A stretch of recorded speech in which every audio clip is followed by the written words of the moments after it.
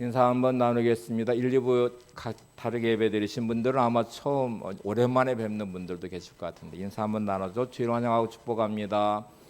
은혜 받으시기 바랍니다. 네. 오늘 말씀은 시편 91편 전체 말씀을 좀 포함하고 있는데 암송하시라고 1, 2, 3절만 일단 본문으로 삼았고요. 오늘 말씀이 이제 전해지는 전제 조건은 나는 누구를 의지하며 무슨 힘으로 사는가 하는 질문에 일단 진단을 해보셔야 됩니다. 병원 가면 치료하기 전에 진단 검사하고 진단하듯이 나는 누구를 의지하며 무슨 힘으로 사는 삶을 내가 살고 있는지, 아마 나 하나님 의지하고 살아요, 하나님이 주는 힘으로 살아요, 이렇게 이제 물론 말할 수 있습니다. 그런데 실제로 나의 삶을 한번 진단해 보면 나는 누구를 의지하고 무슨 힘으로 살고 있나 하고 질문해 보시고 답을 해보시면 보통 아이들은 부모를 의지하고 이제 살아가죠. 의지하는 것. 또 조금 성장하면 아마 친구를 많이 의지하고 속에 있는 이야기를 나누게 될 거예요. 사랑하는 사람이 생기면 서로 의지하고 또 마음이 맞으면 부부가 되면서 평생 의지하며 살아갈 수 있습니다. 무슨 힘으로 사는가 하는 질문에 아마 말할 것도 없이 대부분의 많은 분들은 나는 돈의 힘으로 살아. 어떤 분들은 지식의 힘으로 가진 지식을 통해서 살아가는 경우도 있죠. 권력의 힘으로 사시는 분도 물론 있을 수 있고요. 믿음을 가진 우리는 누구를 의지하며 무슨 힘으로 삽니까? 라고 물어보면 정답은 물론 말할 것도 없이 하나님을 의지하고 하나님이 주시는 힘으로 삽니다. 이렇게 답을 해야 되죠. 이제 이렇게 답하는 것하고 현실하고는 이렇게 괴리감이 생기는 부분들을 우리 메꿔가고 왜 어떻게 하나님을 의지하고 하나님을 주시는 힘으로 살 수 있는지를 한번 보겠습니다. 시편 91편 1절 2절을 다시 보죠. 지존자의 은밀한 곳에 거주하며 전능자의 그늘 아래에 사는 자여, 나는 여호와를 향하여 말하기를 그는 나의 피난처요 나의 요새요 내가 의뢰하는 하나님이라 하리니. 일단 이 시편 기자의 고백은 하나님을 의지하며 살아가는 사람입니다. 그래서 지존자의 은밀한 곳에 거주하고 전능자의 그늘 아래 사는 자라고 규정하고 있고요. 그런 나는 하나님을 향하여 이제 왜 그렇게 사냐라고 물으니까 하나님은 나의 피난처시고 요새시고 내가 의뢰하는 하나님이시다, 이렇게 고백을 했어요.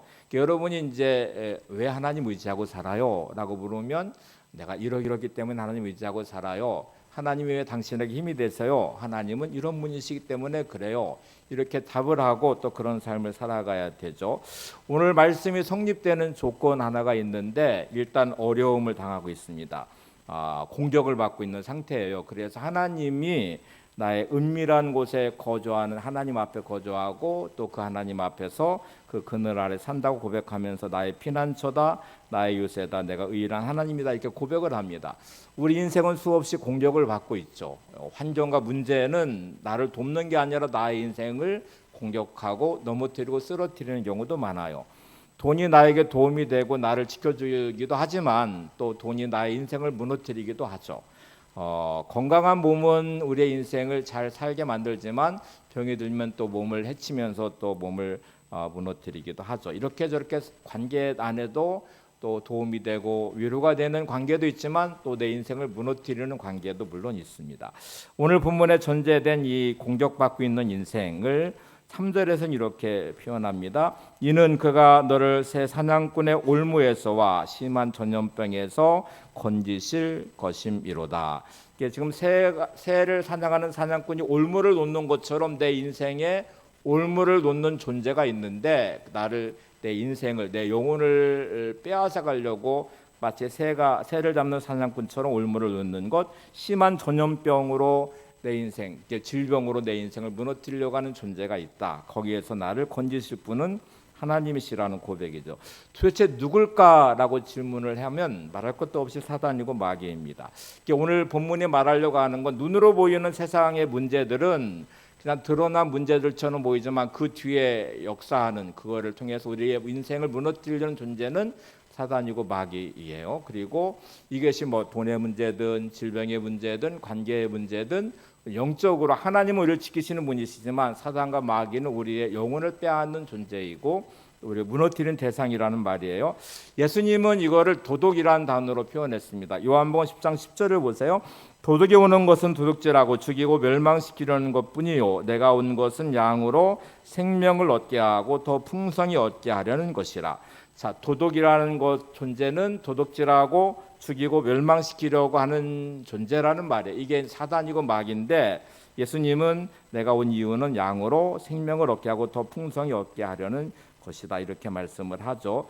자, 이제 이렇게 구별을 한번 해볼게요. 하나님은 우리를 지키시는 분, 사단과 마귀는 우리의 인생을 무너뜨리는 존재예요. 방법은 여러 가지 방법이 있을 텐데 여러분 아마 영적으로 이런저런 공격을 받고 있을 것입니다. 그것이 어떤 것이든 겉으로 드러난 돈의 문제든 건강의 문제든 관계의 문제든 또 환경과 여러 조건의 상황이든지 간에 겉으로 볼 때는 그냥 내 지식과 지혜로 능력으로 해결할 것처럼 보이지만 성경적으로 말하면 여러분은 해결할 능력이 없습니다. 그러니 여러분의 인생을 허무뜨리는 영적 존재인 사단과 마귀를 대항해서 나를 지킬 수 있는 유일한 힘은 하나님이시고 그 하나님은 나의 은밀한 곳이 되시고 그늘이 되어주신다고 말씀하죠. 이 지존자의 은밀한 곳, 전능자의 그늘 아래 이렇게 고백을 하잖아요. 이제 여러분 그러면 하나님이 거주하고 하나님과 함께 동행하는 인생은 성경은 성전이란 단어로 표현을 합니다. 고린도서 3장 16절에 보시면 사도 바울이 이렇게 고린도 교회에 편지를 쓰면서 이렇게 말해요. 너희는 너희가 하나님의 성전인 것과 하나님의 성령이 너희 안에 계시는 것을 알지 못하느냐. 성전이 되는 가장 중요한 근거는 하나님이 임재하시는 것. 하나님이 계시면 그곳이 성전이 되는데 우리가 성전일 수 있대요. 그거는 하나님이 내 안에 계시기 때문에 성령이 내 안에 계시기 때문에 우리가 성전인 인생이 된다는 말이에요. 그러면 하나님이 내 안에 계시면 나는 하나님과 함께 동행하는 삶이 되고 또 하나님 앞에 하나님 안에 늘 거하며 하나님과 함께하는 삶은 하나님의 보호를 받는 인생이 될 거예요. 그러면 사단과 마귀의 역사에 또 무너뜨림에 절대로 무너지지 않을 것입니다. 자, 그러면 의문이 하나 생깁니다. 내가 성전이면 하나님이 나와 함께 가시면 나는 가장 안전해야 되잖아. 나는 공격을 받아도 나는 지켜져야 되잖아. 무너지지 않아야 되잖아. 우리의 모임이 성전이고 이 나눔의 교회가 성전이라면 우리가 교회 와서 예배드리는 나는 안전하고 건강하고 행복하고 돈 많이 벌고 뭐 이렇게 뭔가 형통해야 되잖아 라고 질문할 수 있어요. 그러면 여러분 도대체 하나님은 나의 무엇을 지킨다는 것인가 하는 질문을 또 한번 해봐야 돼요. 도대체 하나님은 나의 뭐를 지키는 것인가? 하나님은 여러분의 영혼을 지키십니다. 우리는 내 몸을 지키고 싶어해요. 내 생활을 지키고 싶어하고 또 우리 가정을 지키고 싶어하고 나의 삶을 지키고 싶어해요. 그래서 우리는 때때로 하나님의 말씀도 떠나고 하나님도 떠나고 성전이라고 말하는 내 안에 하나님이 거주한다고 말하는데 임재하심을 스스로 부인하고 하나님을 내 마음의 자리에 모시지 않아요. 성령이 내 안에 계신다고 하는데 성령을 소멸시켜버리기도 해요. 말씀을 내 안에 두고 말씀을 따라 살아가는 삶을 살아야 되는데 내가 지키고 싶은 것은 나의 몸이에요. 우리 가정이고 나의 삶이니까 여기에 치중하는 나는 영혼을 지키고 싶은 마음이 별로 없어 보여요. 그러니 소중한 거는 나의 육신이고 나의 이 땅의 삶이니 영혼에 대한 가치가 일단 없어 보이죠. 지난주 말씀드리면 정성자 권사님 이야기 드리면서 그 아들의 죽음 앞에서 그가 깨달은 것은 영생이라는 삶이었습니다. 아들의 32살의 죽음으로 짧게 끝나버렸고 그것이 큰 슬픔이었지만 하나님이 세상을 이처럼 사랑과 독생자를 주신 그 사랑으로 구원하신 것은 나의 영혼이었거든요. 그래서 나는 영원한 삶을 사는 사람으로 이 땅을 산다고 생각하니까 감동이 되었고 아들 조셉이 32살의 짧은 생애를 마쳤지만 영원한 하나님 나라에 살아갈 그 삶을 바라보니까 소망이 되었고 그것이 힘이 되었다는 말씀을 함께 나눴죠. 그래서 오늘 잘 구분하셔야 됩니다. 나는 도대체 뭐를 지키며 오늘을 살아야 되는 사람인가?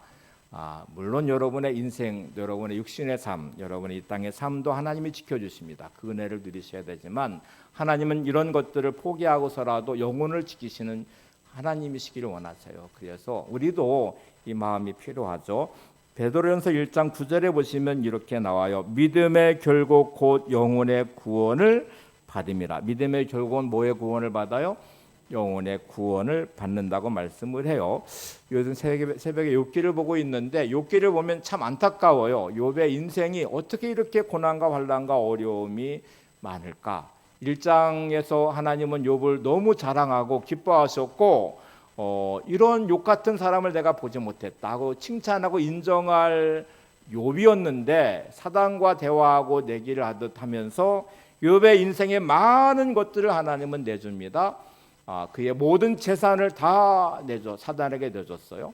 그의 10명의 자식도 내줬어요. 그의 몸의 건강까지도 내줬어요. 몸에 병들어서 총기가 들어 발끝부터 머리끝까지 질그릇으로 긁어버리는 인생의 비참함이 있어요.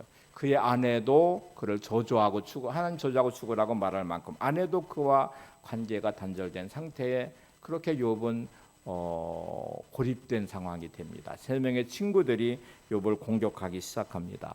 그런데 하나님이 끝까지 지켜내신 것은 욥의 영혼이었어요. 욥의 생명이었고 그리고 이것이 나중에 회복되었을 때 갑절의 회복의 은혜를 누리게 하시죠. 그러니까 오늘 다시 이제 우선순위를 따져보셔야 돼요. 내가 도대체 뭐를 지키면서 마지막까지 지키며 살고 싶은 사람인지를 생각해 보시면 하나님은 이거를 다뤄보실 것 같아요. 너는 진짜 너의 인생에 뭐가 중요하냐? 너의 육신의 삶이 중요하냐? 너의 영혼이 중요하냐?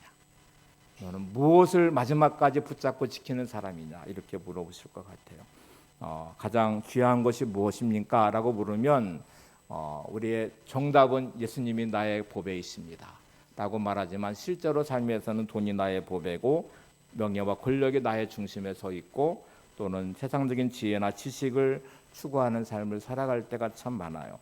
근데 생각해 보시면 여러분 이런 것들은 이 땅의 삶에 유한한 삶에 필요한 것들이죠. 인생이 오래 살아 이제 100여 년을 살게 되잖아요. 그때 살아간 육신의 삶을 사는 동안 필요한 것이 돈이며 그때 필요한 것이 건강일 수 있고 지식과 지혜일 수 있고 권력과 명예일 수 있어요. 그런데 여러분 영혼은 영원한 것임을 우리가 알잖아요. 근데 영혼을 위해 사는 나의 삶은 어느 정도의 삶에 마음을 두며 어느 정도의 시간을 쓰고 있으며 어느 정도의 하나님을 향한 마음으로 이거를 지키려고 애쓰고 있는지를 생각해 보시는 시간이 오늘 이 시간입니다. 마틴 루터라는 분이 있는데 이분은 원래 법률가가 되고자 했는데 이제 벼락을 맞으면서 친구가 죽는 거를 보면서 수도사가 됐고 워낙 똑똑하니까 수도원에서 원장이 신학교를 보내게 돼요. 그래서 신부가 됐다가 신학교 교수가 됐다가 종교개혁을 하면서 이제 우리 기독교 개신교를 이루는 첫 출발을 하게 되는데 이렇게 이제 그가 이렇게 변화되는 삶에 어느 순간부터 영적으로 시달리기 시작합니다. 그가 하나님을 가까이 하면 할수록 영적으로 사단 마귀는 더 그의 영혼을 빼앗으려고 여러 가지 방법으로 시험했어요. 가톨릭을 통해서 어마어마한 압박과 종교 재판과 그를 죽이려는 수많은 시도들이 있게 됩니다. 그리고 그 안에서 자신의 생명을 내놓아야 되는 자리에 처하게 된 마틴 루터는 어느 시점에 결단이라는 걸 하게 되죠. 나는 이 땅의 편안함을 위해서 타협을 할 것인가? 가톨릭 신부이기도 하고 대학교 교수, 신학교 교수이기도 한 그의 삶은 일단 안전이 보장돼 있고요. 가톨릭이 여러 가지 회의를 할 때 이 마틴 루터에게는 많은 것들이 보장돼 있기도 했습니다.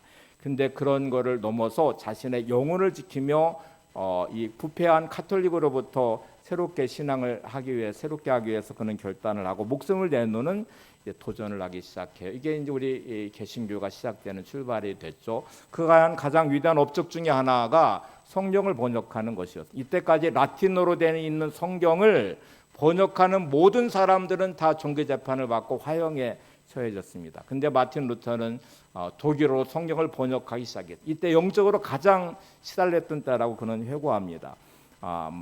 바르트부르크 성에서 성경 번역을 시작했는데 영적으로 얼마나 사단이 이렇게 압박해오고 자기를 넘어뜨리는 것을 느끼면서 성경을 번역하다가 잉크병을 벽에 던지는 이 잉크 자국이 수없이 그 벽에 묻어 수백 년이 그 흔적이 있었다고 그래요. 그렇게 묻어놨고 그는 그 고통과 어려움들을 극복해내면서 목숨을 걸고 독일어 성경을 번역해 냅니다.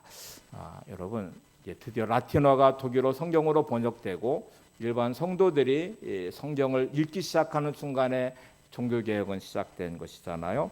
그가 마귀의 고통을 당하면서 이제 불렀던 그가 한국 이 세계 찬송가의 중요한 기원이기도 하고요. 또 국가들의 이 정보 조직에도 많은 영향을 미쳤다고 하는데 그가 만든 찬송 중에 하나가 585장 내주는 강한 성교회라는 찬송입니다. 얼마나 시달렸는지를 한번 보세요. 가사를 한번 읽겠습니다. 내주는 강한 성교 방패와 병기 되시니 큰 환난에서 우리를 구하여 내시리로다. 예돈수 마귀는 이때도 힘을 써 모략과 권세로 무기를 삼으니 천하에 누가 당하랴. 내 힘만 의지할 때는 패할 수밖에 없도다. 힘 있는 장수 나와서 날 대신하여 싸우네. 이 장수 누군가? 주 예수 그리스도 만군의 주로다. 당할 자 누구랴? 반드시 이기리로다. 이 땅에 마귀 들끓어 우리를 삼키려 하나 겁내지 말고 섞어라. 진리로 이기리로다. 친척과 재물과 명예와 생명을 다 빼앗긴데도 진리는 살아서 그 나라 영원하리라. 여러분, 내가 그냥 세상에 대충 살려고 하는 우리의 삶을 사단과 마귀는 절대로 시험하지 않습니다. 가만 놔둬도 되니까 그래요. 여러분이 믿음으로 살려고 어떤 결단을 하면 아마 이런저런 어려움이 생길 여지가 있죠. 만약 여러분이 온전한 신앙 안에 믿음에 서고자 하면 사단은 더 역사할 것입니다. 여러분의 인생에 가장 소중한 것이 무엇인지를 내가 인식하는 순간에 결단할 수 있겠죠. 여러분, 근데 세상의 것이 중요해. 이 땅에서만 나 잘 먹고 잘 살면 돼. 그냥 나는 편안하면 좋겠어. 그냥 내 영혼을 팔아서라도 나 돈 많이 벌고 그냥 쓰면 좋겠어. 그러면 아마 돈 버는 일에 자기 인생을 전념할 것이고요. 수단 방법 가리지 않을 거예요. 세상의 명예와 권력이 최고인 줄 아는 사람은 양심을 팔아서라도 영혼을 팔아서라도 그 길을 갈 거예요. 그 사람에게는 이 땅의 삶이 전부이기 때문에 그래요. 마틴 루터는 자신의 평안한 인생이 보장되어 있는 삶을 접어두고 종교개혁과 함께 새로운 하나님을 향한 믿음의 자리에 서는 순간에 또 독일어로 성경을 번역하는 순간에 영적으로 그는 가장 시달리게 되고 그때 그가 깨달은 것은 예수님만이 하나님만이 나를 지킬 수 있다는 믿음의 고백을 하게 됩니다. 한번 585장을 함께 부르면 여러분의 믿음도 한번 이렇게 고백해 보시기를 바랍니다. 내 주는 강한 성이요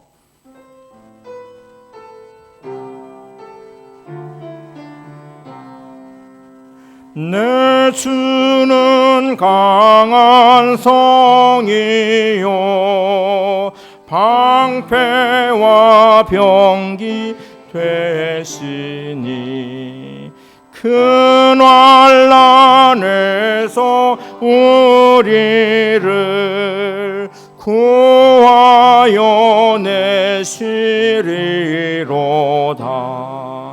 예돈수 마귀는 이때도 힘을 써 모략과 권세로 무기를 삼으니 천하에 누가 당하랴. 내 힘만 의지할 때는 패할 수밖에 없도다. 힘 있는 장수 나와서 날 대신하여 싸우네. 이 장수 누군가? 주 예수 그리스도 만군의 주로다. 당할 자 누구랴? 반드시 이기리로다. 이 땅에 마귀 들끓어 우리를 삼키려 하나 겁내지 말고 섞어라. 진리로 아니로다. 친척과 재물과 명예와 생명을 다 빼앗긴데도 진리는 살아서 그 나라 영원하리라.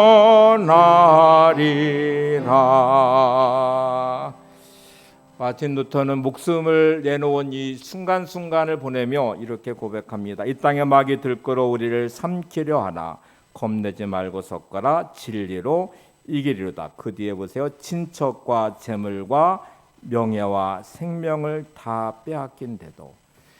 마치 요백의 모든 것이 다 빠져나가듯 마틴 루터는 고백해요. 내 가까운 친척과 가족들과 재물과 명예와 내 생명이 다 빼앗겨도 진리는 살아서 그 나라 영원하리라. 오늘 우선순위 안에서 여러분의 영생을 누리는 영혼의 가치를 받아들이시면 오늘 말씀이 다시 가슴 깊이 와닿을 수 있습니다. 하나님을 시편 기자는 이렇게 표현합니다. 지존자의 은밀한 곳에 거하며 전능자의 그늘 아래 거하는 것. 이 지존자, 전능자, 하나님을 지존자라는 단어와 전능자라는 두 단어로 표현했어요. 화면에 보이신 대로 지존자는 엘론, 모든 신들 위에 뛰어난 하나님, 전능자는 엘샤다이라는 단어로 살피시고 공급하시는 하나님, 이렇게 원어적 의미가 있습니다. 자, 우리가 지존자의 고백을 하면서 그 은밀한 곳에 거하겠다, 전능자의 그늘 아래 내가 살아가겠다고 다짐하는 나의 마음은, 하나님은 모든 신들에 뛰어나신 하나님이십니다. 그 세상 어떤 것들보다 뛰어나신 하나님이시기에 나는 그 안에 거하면 가장 안전할 것이고, 전능자 엘샤다이 하나님은 나를 살피시고 공급하신 하나님이심을 제가 신뢰하고 믿습니다라고 고백하면 그 전능자의 그늘 아래 사는 삶이 되겠죠. 이 두 단어는 이제 두 가지의 이미지를 담아내고 있어요. 여기 지존자의 은밀한 곳이라고 하는 은밀은 밀실의 개념이 있습니다. 예전에 절대로 아무도 절대로 들어갈 수 없는 곳이 있는데 왕의 침실이라고 해요. 그러니까 왕의 침실이 가장 밀실이고 은밀한 곳이기 때문에 왕의 허락이 없이는 절대로 들어갈 수 없는 곳인데, 하나님은 이렇게 표현해요. 지존자의 은밀한 곳, 왕이 하나님의 가장 은밀한 밀실같이, 침실같이 절대로 누구도 침범할 수 없는 그곳에 내가 있다. 그곳에 내가 머물러 있고 함께 하나님과 있다는 고백을 해요. 전능자의 그늘이라는 말은 뒤에 이제 나오는데, 이 날개 그늘 아래, 마치 어미닭의 날개 아래 새끼 병아리들이 있는 것처럼 그렇게 품어내는 그 공간이 하나님의 날개 그늘 아래라는 뜻, 엘샤다이 전능하신 하나님의 살피시 공급하신 하나님의 의미입니다. 제가 어릴 때만 해도 매가 있었어요. 그래서 하늘에 이렇게 매가 이렇게 떠다니면, 날아다니면 밑에서는 기이한 현상이 일어납니다. 어떤 병아리들이 막 소리 지르면서 어미닭의 품 안으로 파고드는 장면을 종종 보았는데, 이제 그런 이미지예요. 그러니까 우리가 이런저런 일을 만날 때 우리는 하나님의 품 안에 파고 들어가야 돼요. 하나님 안에 거하는 삶이 되셔야, 이게 이제 우리가 해야 될 중요한 부분이에요. 이 말씀을 정말 자세히 표현한 게 이제 이어지는 시편 91편 4절의 7절 말씀인데, 한번 보세요. 시편 91편 4절의 7절을 이어서 한번 보겠습니다. 그가 너를 그의 깃으로 덮으시리니 내가 그의 날개 아래에 피하리로다. 그의 진실함은 방패와 손방패가 되시나니 너는 밤에 찾아오는 공포와 낮에 날아드는 화살과 어두울 때에 퍼지는 전염병과 밝을 때 닥쳐오는 재앙을 두려워하지 아니하리로다. 1000명이 내 왼쪽에서 10,000명이 내 오른쪽에서 엎드려지나 이 재앙이 내게 가까이 하지 못하리로다. 지존자의 은밀한 곳 엘론, 모든 신들의 뛰어나신 하나님, 전능자의 그늘 아래 엘샤다이, 살피시고 공급하신 하나님께 함께하면 그가 나를 덮으시고 그의 날개 아래 나를 품어주시고 나의 방패와 손방패가 되어주시고 그 모든 것으로부터 나를 지켜주실 텐데, 1000명이 내 오른쪽에 10,000명이 내 1000명이 내 왼쪽에 10,000명이 내 오른쪽에서 엎드려지지만 이 재앙이 내게 가까이 하지 못할 것이다. 이거 안전하게, 가장 안전하게 보여주신다는 말씀을 하잖아요. 자, 이제부터 또 다른 전환점이 필요해요. 눈에 안 보이잖아요. 세상의 것들은 눈에 보이고 돈은 확실하게 눈에 보여요. 건강하고 아픈 것도 내 몸으로 느끼니까 알아요. 지식과 지혜도 내가 머릿속에 들어있으니까 그걸 가지고 어떻게 살아갈 수 있는지에 대한 능력도 나는 알아요. 지식과 지혜가 있다면 훨씬 더 인생을 성공적으로 살아갈 수 있죠. 누군가를 의지하는 힘이 있는 어떤 사람을 내가 의지하면 그와 함께할 때 미치는 영향력이 얼마나 큰지도 우리는 알아요. 근데 하나님, 지존자의 은밀한 곳, 전능자의 그늘 아래라고 말하는 거기 거하고 내가 살아간다고 말하는 시편 기자의 고백을 하려면 진짜 어미닭의 날개 안에 택배병을 품듯이 좀 뭔가 눈으로 보이는 게 있어야 되는데 안 보이잖아요. 안 보이니까 보이는 어떤 확실한 거를 우리는 원하고 확실한 거를 추구하면서 살아가는 유혹에 많이 넘어가죠. 그러면 여러분, 그러면 나는 하나님을 어떻게 볼 수 있는가? 하나님을 어떻게 만날 수 있는가? 여기서부터는 믿음의 눈이 필요합니다. 뭐가 필요하다고요? 믿음의 눈이 필요해요. 육신의 눈으로 보이지 않는 이 영적인 거를 내가 영의 눈을 열어 믿음의 눈을 열어 주님 바라봅니다. 이것이 느껴지고 보여지고 그것이 함께함의 능력을 경험할 때 우리가 드디어 간증이라는 것이 생기기 시작하는 거예요. 열왕기상 6장에 보면 아람 군대가 엘리사를 잡으려고 도단성을 포위하는 장면이 나와요. 아람 군대가 군대를 동원해서 도단성 전체를 포위하고 엘리사를 잡겠다고 이제 포위했습니다. 사환이 겁에 질린 상태로 아침에 일어나 보니까 성 밖에 아람 군대가 다 겹겹이 포위해서 꼼짝없이 죽을 것 같아요. 너무 두려운 나가 쫓아와서 엘리사 선생님, 지금 아람 군대가 다 성을 둘러싸서 우리는 꼼짝없이 죽습니다. 어떻게 하면 좋습니까? 라고 말하니까 엘리사가 너는 육신의 눈으로만 보는구나 하고 말하면 엘리야가 보기엔 또 다른 것들이 있어요. 그래서 이 사환을 위해서 기도하는 장면이 나오는데 한번 성경을 확인해 볼게요. 열왕기상 6장 17절 이렇게 기도합니다. 기도하여 이르되 여호와여 원하건대 그의 눈을 열어 보게 하옵소서 하니 여호와께서 그 청년의 눈을 여심해 그가 보니 불말과 불병과가 산에 가득하여 엘리사를 둘렀더라. 자, 사환이 못 보는 거를 지금 엘리야는 보고 있거든요.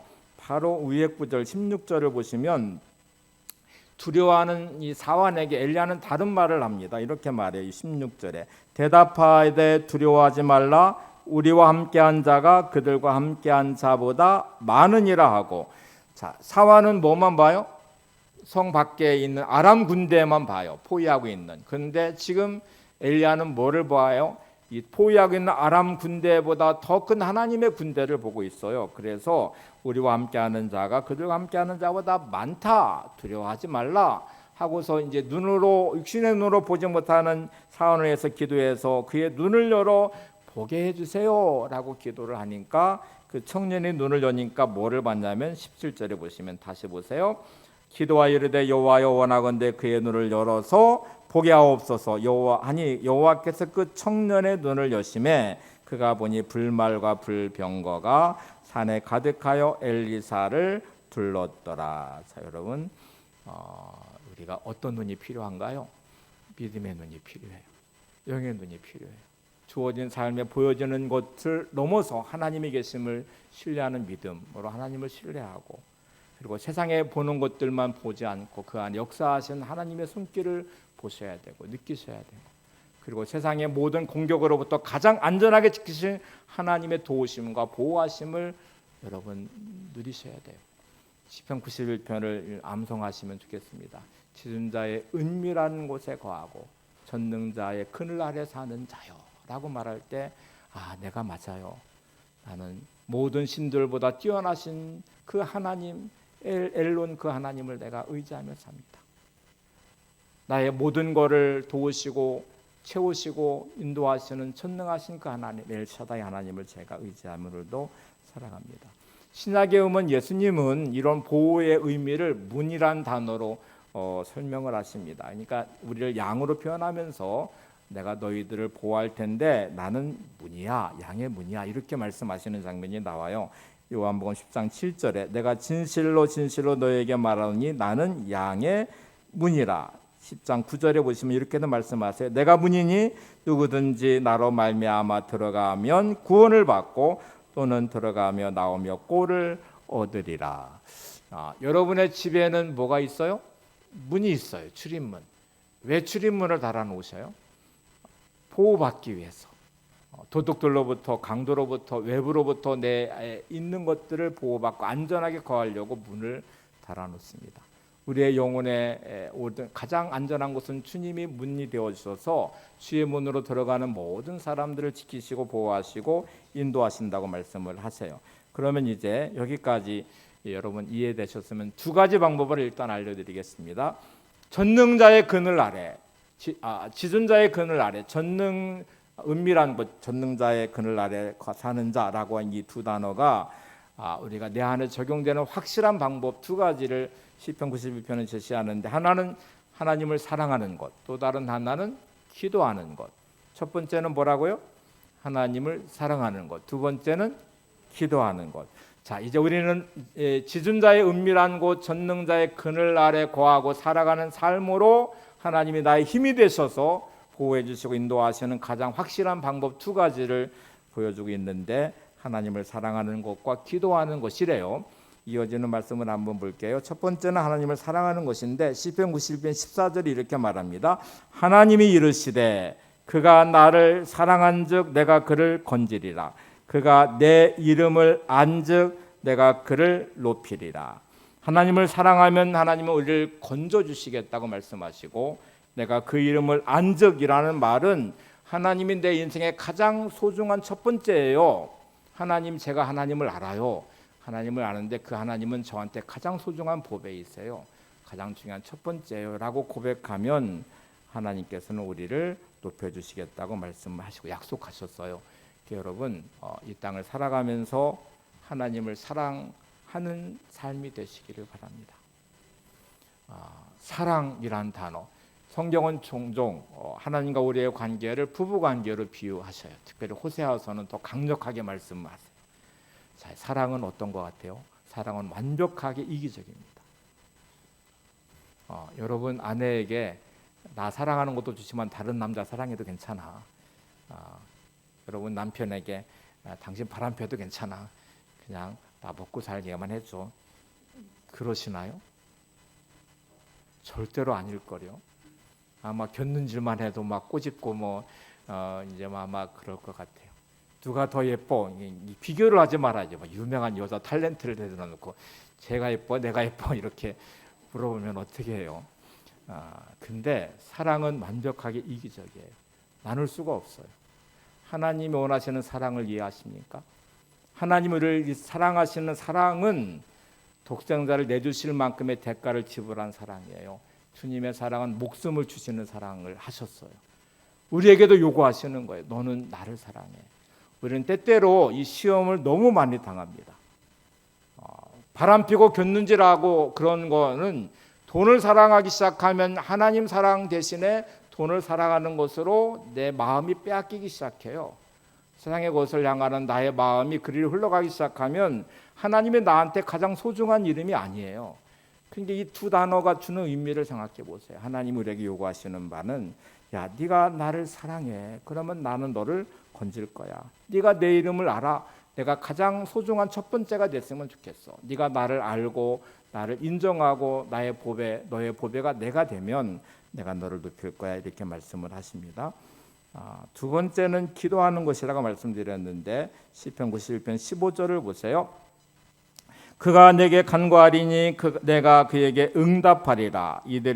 그들이 당한 환난 당할 때에 내가 그와 함께하여 그를 건지고 영화롭게 하리라.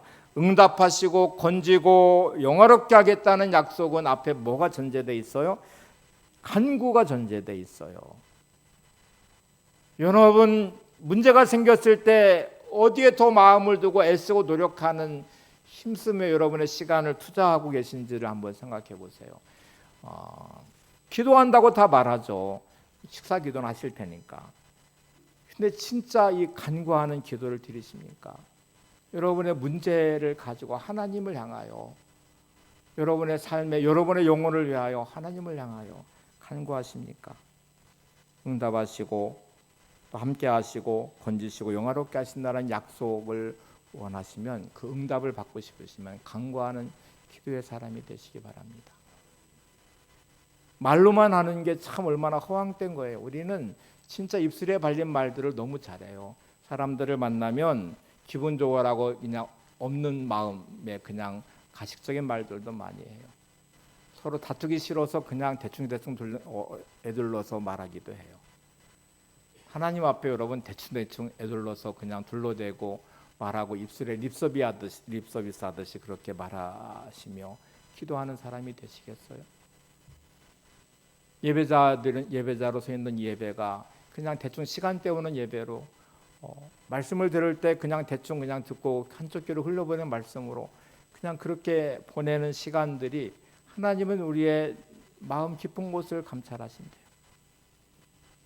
여러분이 아무리 입술에 발린 말을 하고 나는 믿음이 좋아, 나는 기도해, 나는 하나님 의지해 라고 말하고 있지만 세상 사람들은 그 가면 깊은 곳을 볼 수가 없죠. 그래서 많이 속기도 해요. 속으니까 뭐 이런저런 일도 생겨요. 근데 하나님은 여러분한테 속지 않으실 거요. 마귀도 사단도 여러분에게 속지 않을 거요. 나는 이런 신앙이냐, 나 예배 이렇게 드리고 있어, 나는 이렇게 살아 라고 아무리 말해도 마귀도 여러분의 영적인 부분을 다 들여다볼 거요. 그러니 누구를 속이겠어요? 사람을 속일 수 있지만 어떻게 사단과 마귀도 속일 수 없을 뿐만 아니라 하나님 속일 수 없는데, 오늘 말씀이 적용되려면 이 믿음으로 우리가 주 앞에 서셔야 됩니다. 결단하셔야 돼요. 내가 하나님을 사랑합니다. 내 목숨 걸고 사랑합니다. 루터가 했던 그 방식의 그대로 그 어떤 위협 앞에도 굴하지 않고 모든 것을 다 친척과 재물과 내 생명을 빼앗겨도 진리 되신 그분을 향하여 내 믿음을 지켜내며 오늘도 내가 영원한 생명이 있음을 선언하는 것. 정말 사단이 어떻게 역사하든지 간에 나의 모든 것이 다 빠져나고 빼앗겨도 내 영혼만을 지키겠다는 믿음으로 지존자의 은밀한 곳과 전능자의 그늘 아래 사는 이 삶의 선언을 할 수 있는 그 삶을 살아내는 삶이 되려면 오늘 두 가지를 꼭 하세요. 하나님 사랑하셔야 됩니다. 하나님의 이름을 아셔야 하고 가장 하나님이 내게는 첫 번째셔야 돼요. 그리고 간구하는 기도의 사람이 되셔야 돼요. 그럴 때 하나님 앞에서 우리의 인생의 내일과 희망이 보장되어 있죠. 이규현이 쓴 그대로가 좋다는 글을 한번 인용하고 설교를 좀 마칠 건데요. 한번 이걸 잘 읽어보세요. 같이 보겠습니다. 삶의 흔적은 시간의 발자국이다. 또한 시간이 멈추지 않고 앞을 향해 가고 있다는 것은 축복이다. 지나간 시간의 흔적을 지울 수는 없지만 새로운 흔적을 만들어낼 수 있다는 것은 기회다. 어제의 실수를 오늘도 반복하는 것은 시간의 퇴행이다. 과거의 상처에 계속 머물러 있다면 시간은 멈춘 것과 같다. 어제의 아픔 기억에 몸부림치며 과거의 시간에 서성이는 사람들은 추억의 박물관에 갇힌 미라와 다를 바 없다. 겨울은 가고 봄이 와도 아픈 기억의 편린을 털어버리지 못하고 싸늘한 냉기에 얼어붙은 삶은 비극이다. 시간이 멈추어버린 삶에는 봄이 없다. 때로는 나를 죽일 것 같은 끔찍한 경험이 일어난다 해도 다시 살아날 수 있다는 것은 다가오는 미래 때문이다. 자, 오늘 아주 잘 표현한 글의 내용인데요. 삶의 흔적은 시간의 발자국이에요. 우리가 여러분의 모든 삶은 여러분의 시간을 사용하면서 만들어낸 발자국과 흔적인데, 문제는 시간은 흘러간다는 거예요. 흘러간다는 게 축복이라는 걸 아셔야 됩니다. 다 지나갑니다. 이 땅에 그 어떤 삶도 지나갑니다. 고난당하고 핍박받고 마지막 순교를 당해도 우리는 이 땅의 삶은 지나가고 영원한 생명으로 영생을 누리게 될 것입니다. 지나간다는 걸 기억하시고, 근데 어느 사람들은 시간이 멈춰버린 사람들이 많아요. 시간은 흘러서 내게 계속 가요. 근데 나는 과거에 멈춰있는 사람이 많아요. 상처받은 과거에 멈춰서 오늘의 시간을, 내일의 시간을 그렇게 쓰면서 마치 박물관의 미라처럼 그냥 굳어져 버린 인생. 겨울이 가면 봄이 와야 되는데 고통과 고난의 그 현실에 묶여서 꿈꿀 수 없는 삶. 아마 여러분의 많은 경우는 주어진 삶에 묶여버려서 그냥 그렇게 미라처럼 박물관에 박제되듯이 멈춰버린 시간을 살아가는 사람들이 많을 거예요. 여전히 봄은 왔지만 하나님의 계절의 봄에 그리스도의 계절은 왔지만 여전히 나는 겨울에 묶여버린 사람도 많을 거예요. 한번 생각해 보세요. 많은 분들이 억울함과 괴로움으로 누군가를 원망과 미움으로 묶인 상태로 오늘의 시간을 계속 써요. 어떤 분들은 고통과 고난의 아픔의 시간을 끌어안고 힘들다고 한숨 쉬면서 원망하면서 오늘의 시간을 써요. 어떤 분들은 주어진 삶을 절망하면서 자기 삶에 희망이 없다고 아예 미래를 닫아버리고 시간을 그렇게 써요. 다 묶여버린 시간들입니다. 박제돼버린 미라 같은 인생으로 그냥 시간만 보낼 뿐이에요. 여러분의 시간에 내일에 하나님이 계십니다. 여러분의 시간에 오늘의 하나님이 여러분과 함께 하십니다. 여러분의 삶을 보호하시겠대요. 지존자의 은밀한 곳에 여러분 하나님과 함께하는 가장 은밀한 그곳에 주님과 함께하는 가장 사랑스러운 그 자리에 여러분이 계셔야 됩니다. 전능자의 그늘 아래 그 날개 아래 여러분이 함께 주님과 계시고 동행하고 믿음으로 살아가셔야 돼요. 가장 끔찍한 순간일지라도 하나님이 계시기에 오늘 내가 감사할 수 있고 오늘 내가 숨 쉴 수 있고 오늘 내가 찬양할 수 있고 하나님이 계시기에 내일을 꿈꿀 수 있고 가장 고통스럽고 어려운 순간에도 나의 영혼은 영생이 내 안에 있기에 그 영원한 생명을 붙잡고 오늘도 감동과 감격과 기쁨으로 살아가는 삶이 되시기를 바랍니다. 요나가 풍랑을 만날 때 그 배에서 풍랑을 이겨보려고 몸부림치다가 나중에는 하나하나 버리기 시작해요. 거기 있는 상인들이 진짜 목숨처럼 아꼈던 재물들도 물건들도 다 버려요. 왜? 목숨이 가장 중요하니까. 여러분 뭐 하나 버리기 시작하는 거를 한번 선택해낸다면 마지막 남아있는 것이 여러분의 영생이셔야 돼요. 영원한 생명이셔야 돼요. 영혼의 구원의 가치는 절대로 포기할 수 없는 나의 마지막 것이 되셔야 돼요. 제가 엿바꿔 먹는다는 말을 참 많이 하는데 어릴 때 해봤기 때문에 그래요. 여러분은 살면서 진짜 여러분의 영혼을 이 복음을 말씀을 세상의 것들과 엿바꿔 먹듯이 잘 바꿔 먹고 지내고 계시잖아요. 아이는 아이라고서 그래요. 여러분은 성숙하셔야 됩니다. 하나님의 사람 되심을 기억하시 믿음으로 승리하시기를 바랍니다. 시편 91편 1절 3절을 다시 마지막 읽고 기도하겠습니다. 같이 보죠. 지존자의 은밀한 곳에 거주하며 전능자의 그늘 아래에 사는 자여 나는 여호와를 향하여 말하기를 그는 나의 피난처요 나의 요새요 내가 의뢰하는 하나님이라 하리니 이는 그가 너를 새 사냥꾼의 올무에서와 심한 전염병에서 건지실 것임이로다. 아멘. 나의 힘이 되신 여호와와 함께 찬양하고 기도하겠습니다.